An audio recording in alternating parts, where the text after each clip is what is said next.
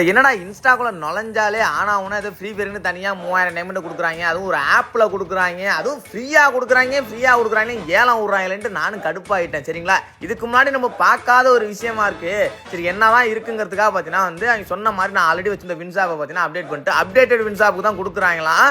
சரிங்களா, ஸோ அது மாதிரி நான் ட்ரை பண்ணி பார்த்தேங்க அவங்க சொன்ன மாதிரி. அதுக்கப்புறம் நடந்ததை பார்த்து நானே ஷாக் ஆகிட்டேங்க. சொன்ன மாதிரி உண்மையாகவே கொடுக்குறாங்க. சரி ஓகே, அது எப்படி கொடுக்குறாங்க, என்ன பண்ணால் கொடுக்குறாங்கிறத நான் உங்கள்கிட்ட விலாவரியாக சொல்கிறேன். சரிங்களா, வேணும்னா அந்த ஆப்போட லிங்கை நானும் நம்ம பயோல கொடுத்து வச்சிருக்கேன். உங்களுக்கு வேணும்னா டவுன்லோட் பண்ணி ட்ரை பண்ணி பாருங்க.